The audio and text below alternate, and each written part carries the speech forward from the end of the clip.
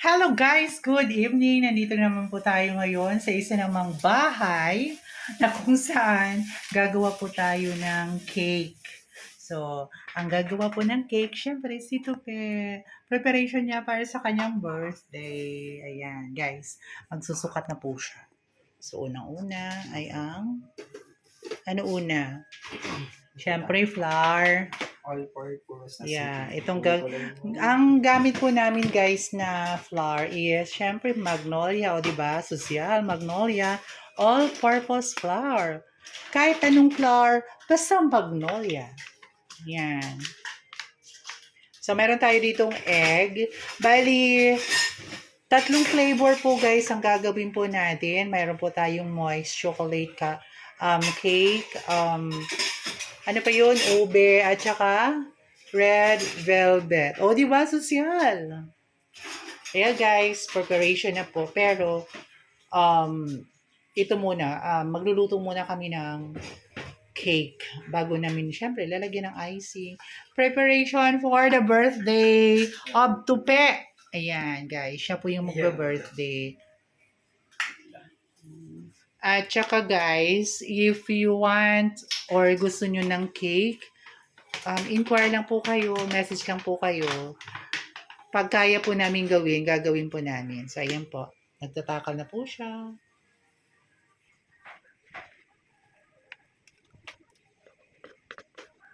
So, kailangan guys, ano talaga natin ang measurement para saktong-sakto talaga.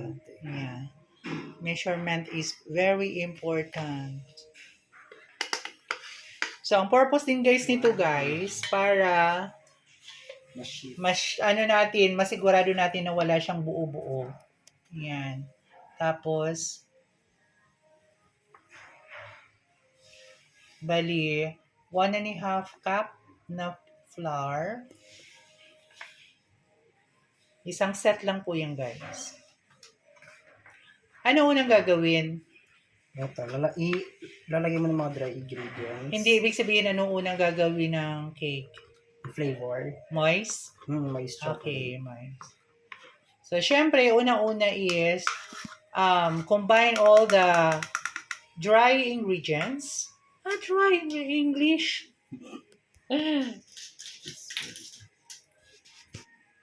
So, kung gusto nyo guys, kasi naggagawa rin po sila mga made to order, pero ang nagawa pa lang po nila is yung mamaliliitan lang po. Bento cake. Pero kung gusto nyo naman po, try po namin.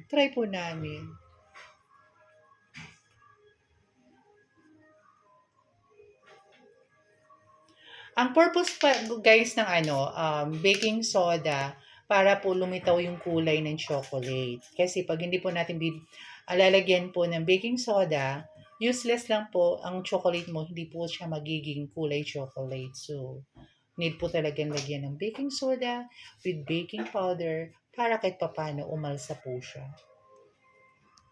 Ayan.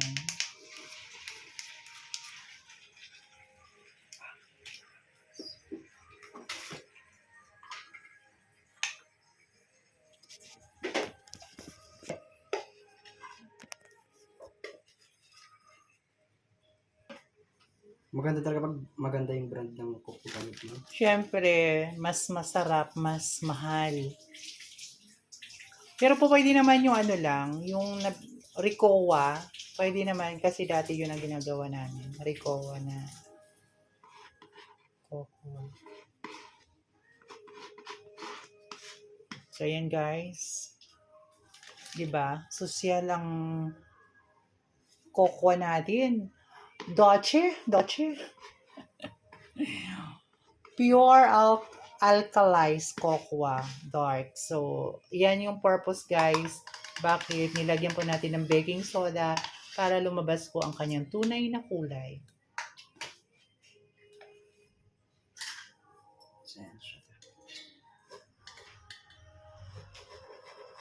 Ayan, imimix po natin para wala po siyang buo-buo. At i-strain din po natin para ang lumabas is pinong-pino. Hindi kagaya ng utak mo, pino, wala kang utak. naisama pa. So guys, if you like na kung gusto niyo po ng, syempre, mga pang personalized cake lang po, inquire po kayo. Yan siya to, buo-buo. Ayan.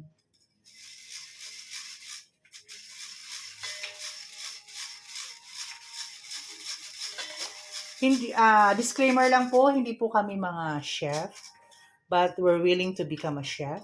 Personal consumption lang. Personal consumption lang po ito guys. Kung sino po ang may gusto. Siyempre, hindi mo matitikman kung masarap kung hindi ka bibili. So, ayan. So guys, see you in a bit pag magme-mix-mix na po tayo. So, ayan guys, sinahalo na po natin ang ating dry. Tapos, nalagyan na po natin siya ng milk, oil, egg. Ito po ang chocolate moist. Lalagyan natin ng hot water, 1 cup guys.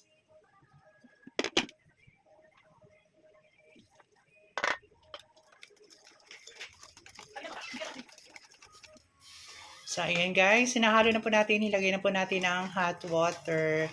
So, anong purpose? Bakit may hot water?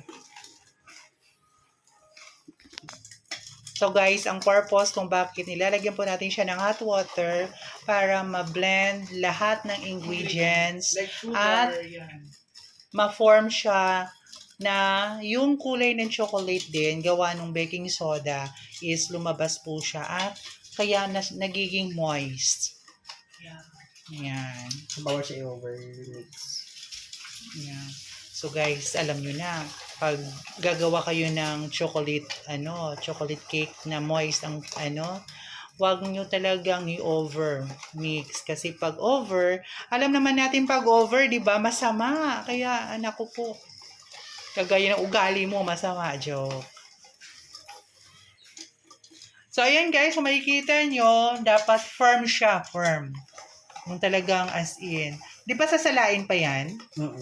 Sasala. So, sasalain pa yan guys para talagang consistent yung firmness ng isang chocolate moist.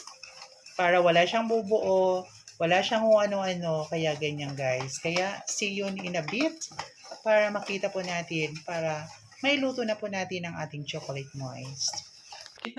So, ayan guys, sila i-strain na po natin or sasalain na po natin para maiwasan po natin ang buo-buo.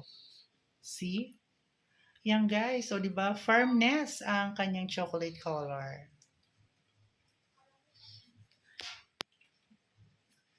Yan po, ito po yung may-ari ng bahay. Sila po guys ang gumagawa actually. Sila po yung actual ang gumagawa ng cake. Kung may gusto po kayo, pang gift lang po guys. More on vento cake po yung ginagawa po nila. So pag gusto nyo, message lang po kayo sa akin or mag-comment po. Mura lang po guys, affordable. Lalong-lalo po 13 area. Yan. Ano yung Jess? So, ayan, nakikita nyo guys, may mga bubuo. So, need natin na tanggalin yan or ayusin para maging firm.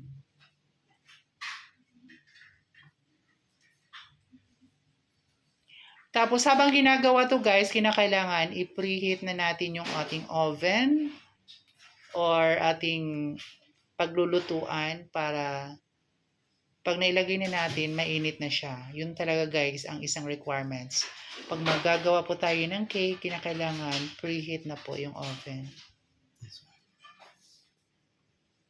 So, antay natin na atin na siyang ilagay doon sa oven. So, ayan guys, nilagay na po natin sa oven. So, lulutuin po natin siya ng 30 minutes.